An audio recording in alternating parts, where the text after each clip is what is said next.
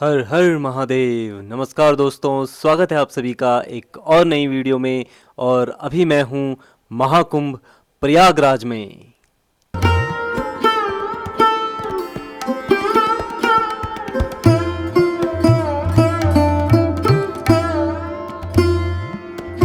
और ये देखिए, ये है संगम जाने का मार्ग।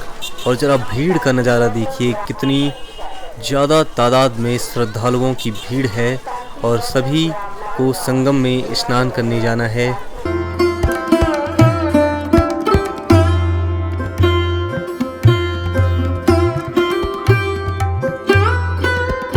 तो अभी मैं जा रहा हूँ त्रिवेणी संगम की तरफ। और बहुत ही बढ़िया धूप लगी हुई है, मौसम ठीक है और श्रद्धालुओं की जो भीड़ है वो आप देख सकते हैं।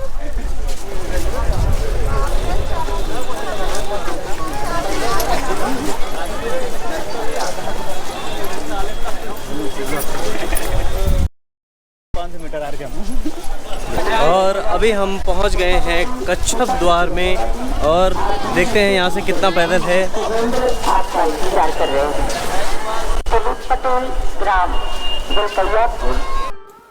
त्रिवेणी के पवित्र संगम तक पहुँचने के लिए आपको 3 द्वारों में से होकर गुजरना होता है, जिसमें सबसे पहले है कच्छप द्वार, फिर आता है नंदी द्वार और उसके बाद आता है संगम द्वार।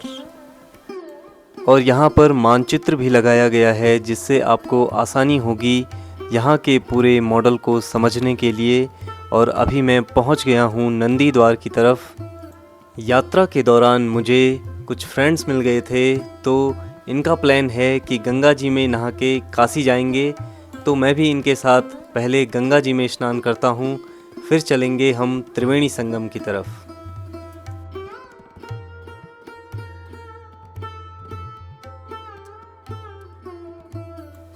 आज है मेरा महाकुंभ में पहला दिन और अभी मैंने स्नान किए गंगा जी में। अभी मैं पॉन्टून ब्रिज से दूसरी तरफ जा रहा हूं और आप भीड़ देख सकते हैं।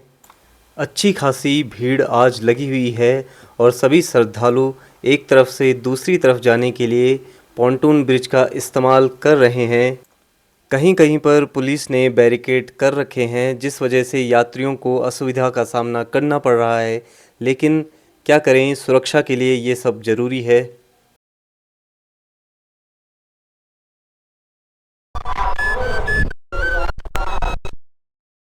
अभी मैं संगम द्वार की तरफ जा रहा हूँ और यहाँ से त्रिवेणी संगम कुछ ही दूर है, जहाँ पर सरस्वती, यमुना और गंगा, इन तीनों नदियों का पवित्र संगम होता है। जैसे कि आप जानते ही हैं, सभी श्रद्धालु संगम नोज की तरफ जाते हैं और वहाँ बहुत ज़्यादा भीड़ हो जाती है। और आज के दिन वहाँ बोटिंग जो है बंद कर दी गई है, इसलिए मैं जा रहा हूँ अरेल साइड और हनुमान जी के मंदिर होते हुए जा रहा हूँ। हनुमान जी के दर्शन कर लीजिए आप, डिजिटल दर्शन बड़े हनुमान जी के। जय बजरंगबली।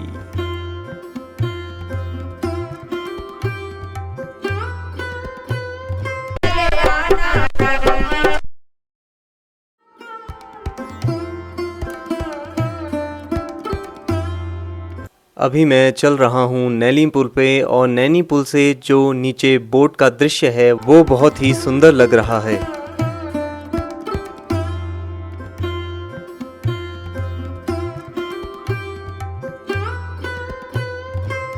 अभी आप देख रहे हैं नवीन यमुना सेतु, जिसे नैनी ब्रिज के नाम से भी जाना जाता है। भारत के सबसे लंबे केबल वाले पुलों में से एक है और ये पुल बनाया गया है यमुना नदी पर। और नैनी ब्रिज से जो संगम का नज़ारा है वो बहुत ही सुंदर दिखाई दे रहा है यहाँ से। और सभी जो है श्रद्धालु स्नान करके इस साइड जो है बोट वाले उन्हें छोड़ रहे हैं और कुछ श्रद्धालु मेरे साथ भी चल रहे हैं, इस आस में कि 144 साल बाद ये जो महाकुंभ है इसमें त्रिवेणी में स्नान करने हैं। कैसा लग रहा है आपको प्रयागराज में? बहुत अच्छा लग रहा है।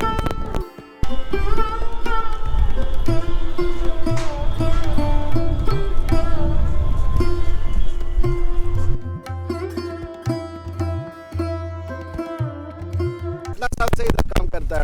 इधर अपने घर ही है, साल क्या अरे इधर हाँ जन्म हुआ आपका? जन्म हुआ यहीं पे। फाइनली मैं बैठ चुका हूँ बोट पे और अब हम जा रहे हैं त्रिवेणी संगम की तरफ।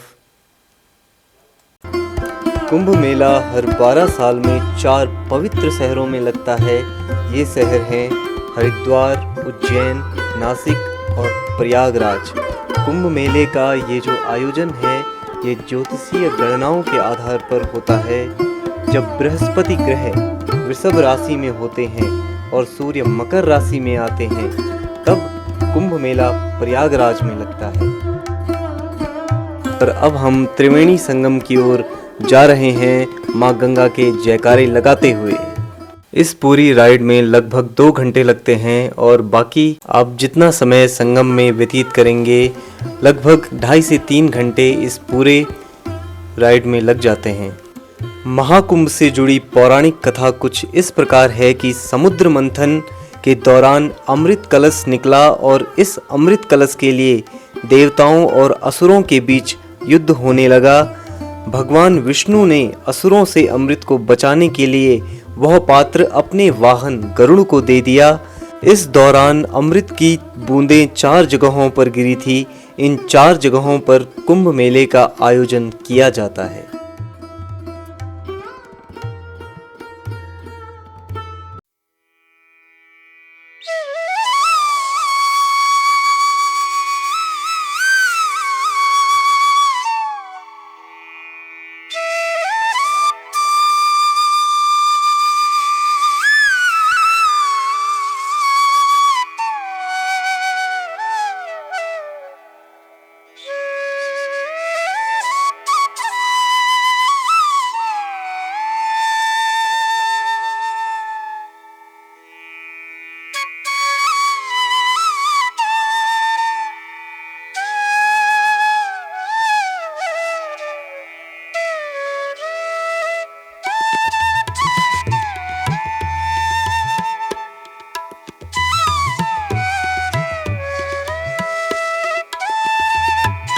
और अभी मैं गंगा, यमुना और सरस्वती नदी यानी कि त्रिवेणी संगम में स्नान करने जा रहा हूँ।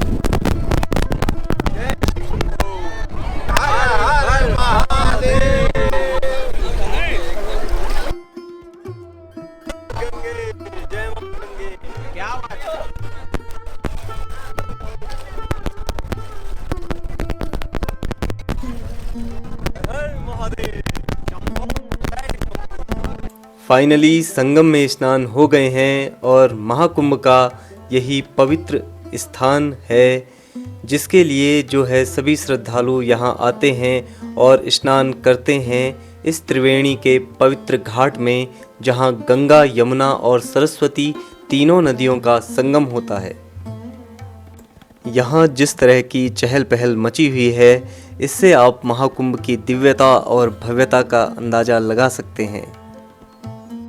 अब हम सभी जो हैं बोट पे आ चुके हैं और सभी ने स्नान कर लिए हैं।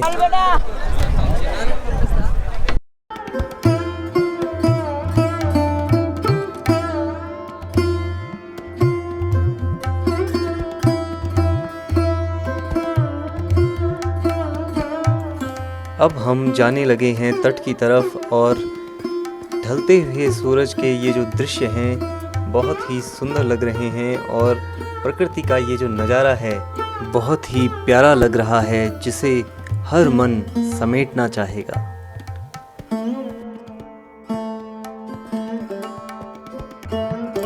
अभी सनसेट हो रहा है और बहुत ही प्यारा नज़ारा है। अभी हर जगह जो है रास्ते बंद हो रखे हैं, इसलिए अरेल घाट से अब फिर से नैनी ब्रिज में पहुंचने में मुझे बहुत समय लग गया और रात हो गई है। अब मैं जा रहा हूं फाउंटेन शो में जो बोट क्लब के नज़दीक है। चलिए चलते हैं, आपको प्रयागराज का फाउंटेन शो दिखाते हैं। और नैनी ब्रिज के नज़ारे देखिए रात के, क्या सुंदर लग रहा है नैनी ब्रिज।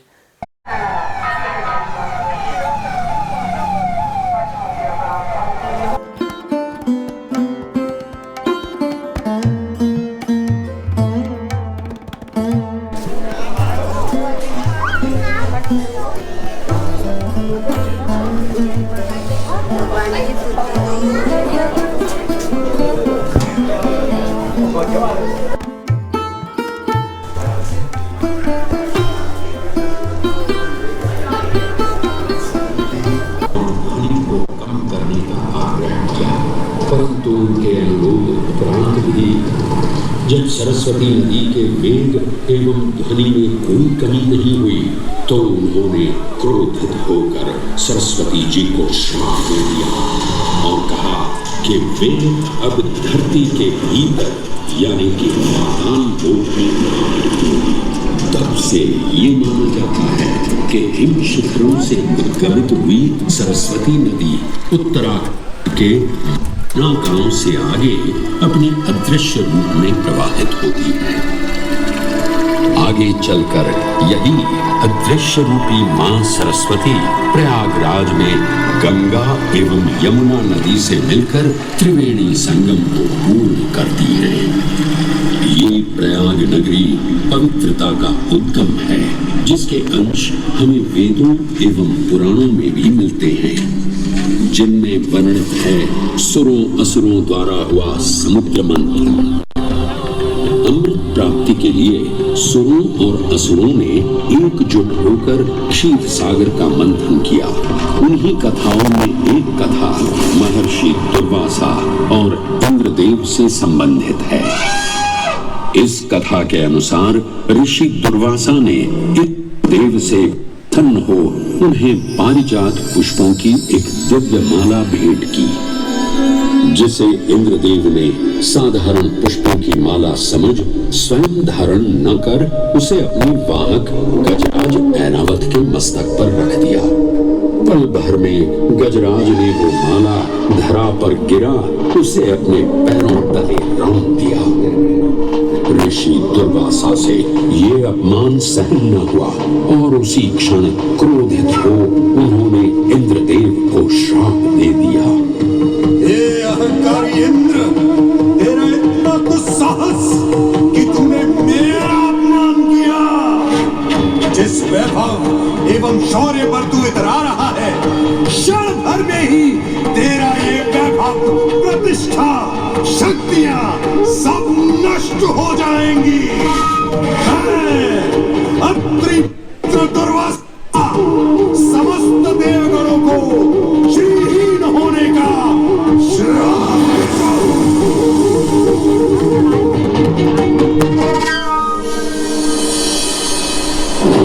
इस श्राप के परिणाम स्वरूप स्वर्गलोक से लेकर वैकुंठ धाम तक का सारा वैभव चला गया। जहां स्वर्गलोक में सभी देवता अपना वैभव एवं शक्तियां खो चुके थे, वहीं वैकुंठ धाम में मां लक्ष्मी भी क्षीर सागर की गहराइयों में चली गई। उनके जाते ही सृष्टि का संतुलन बिगड़ने लगा एवं असुर राजा बलि ने तीनों लोक अपने अधीन कर लिए। ये सब देखकर सभी देवतागण अपने श्राप के निवारण हेतु भगवान विष्णु की शरण में जा पहुंचे और कहने लगे, हे पालनहार, हे अब आप ही हमें इस श्राप से मुक्त होने का मार्ग बता सकते हैं, अन्यथा हम अपनी शक्तियों से सदैव वंचित ही रहेंगे और युद्ध में कभी भी असुरों का सामना नहीं कर पाएंगे। हे देवराज, ऋषि दुर्वासा के श्राप से सभी देवतागण जीवन मृत्यु के काल चक्र में बंध चुके हैं। इस काल चक्र एवं श्राप से मुक्त होने के लिए अब केवल एक ही मार्ग शेष है और वो है समुद्र मंथन। इस समुद्र मंथन से निकलने वाली रत्न ही आपके खोए हुए यश, वैभव और कीर्ति को पुनः स्थापित करेंगे। परंतु आपको इस मंथन के लिए असुरों के बल की भी आवश्यकता होगी, क्योंकि उनके बिना यह समुद्र मंथन संभव नहीं है। जैसे आपकी आज्ञा प्रभु। हम असुरों के साथ समुद्र मंथन करने के लिए तैयार हैं। देवताओं और असुरों ने एक मत होकर क्षीर सागर का मंथन करना स्वीकार किया। जहां मंदार पर्वत मथनी के रूप में आए तो वहीं वासुकी नाग को नेति की भूमिका मिली। भगवान विष्णु ने स्वयं कूर्म अवतार धारण कर मंदार पर्वत को उसका आधार प्रदान किया। क्षीर सागर को मथना शुरू किया गया और 14 रत्नों में सबसे पहले हलाहल विष उत्पन्न हुआ। उस विष के प्रभाव को कोई भी देवता या असुर सहन करने में समर्थ नहीं थे। इस कालकूट विष से सृष्टि का विनाश हो सकता था। इसीलिए इस आपदा से बचाने स्वयं देवों के देव महादेव प्रकट हुए और उन्होंने इस विष का पान किया। ये सब देख मां पार्वती ने विष को भगवान शिव के कंठ तक ही रोक दिया। इस कालकूट विष के प्रभाव से महादेव का कंठ नीला पड़ गया और तभी से उन्हें नीलकंठ के नाम से भी जाना जाने लगा। सभी को जिस रत्न की सबसे अधिक प्रतीक्षा थी, उस रत्न का निकलना अभी बाकी था। अंततः आयुर्वेद के देव धन्वंतरी अपने हाथ में अमृत कुंभ लिए प्रकट हुए। अमृत कुंभ पाने की लालसा में सुरों और असुरों के मध्य एक घमासान युद्ध आरंभ हो गया।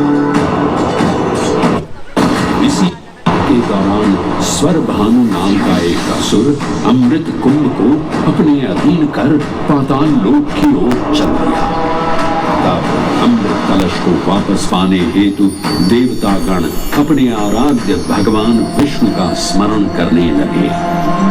तदोपरांत भगवान विष्णु एक सुंदर अप्सरा मोहिनी का रूप धारण कर पाताल लोक पहुंचे।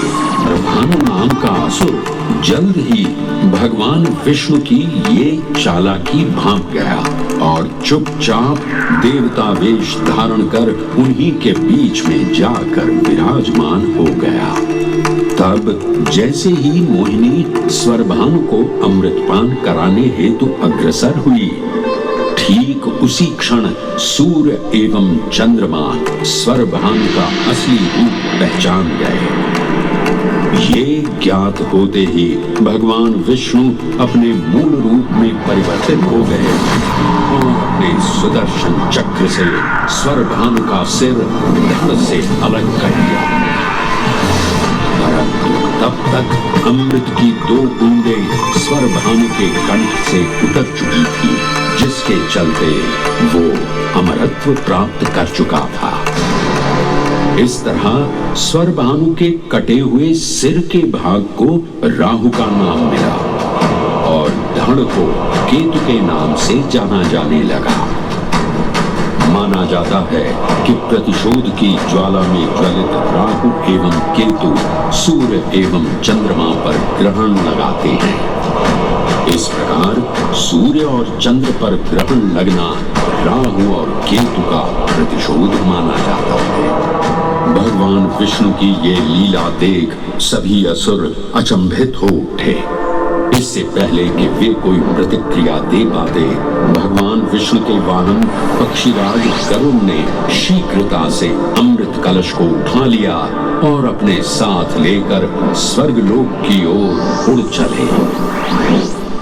कहते हैं पक्षीराज की इस यात्रा के दौरान पृथ्वी पर 4 जगह अमृत की कुछ बूंदें छलक कर गिर पड़ी थी और इन बूंदों से उन नगरों की नदियों के पानी में अमृत जैसे गुण आ गए थे। वे 4 स्थान हरिद्वार, प्रयाग, उज्जैन एवं नासिक हैं और यही कारण है कि इन 4 नगरों में कुंभ का पर्व मनाया जाता है। ऐसी भी मान्यता है कि एक दिव्य दिवस एक सांसारिक वर्ष के बराबर होता है और पक्षीराज गरुड़ की यात्रा में 12 दिन लगे थे। इसीलिए हर 12वें वर्ष में कुंभ पर्व मनाया जाता है। तो दोस्तों अभी मैं आया था फाउंटेन शो में जो बोट क्लब के पास होता है और ये प्रयागराज का एक बहुत अच्छा एक्सपीरियंस है जिसमें आपको प्रयागराज की पूरी हिस्ट्री का पता चलेगा। और जैसा कि आप देख सकते हैं यहाँ लगभग सारा क्राउड अभी बैठा हुआ था और अब सब जाने लगे हैं, शो ख़त्म हो गया है। तो फिर मिलेंगे किसी नई वीडियो में, सब्सक्राइब ज़रूर करें। Thanks for your time.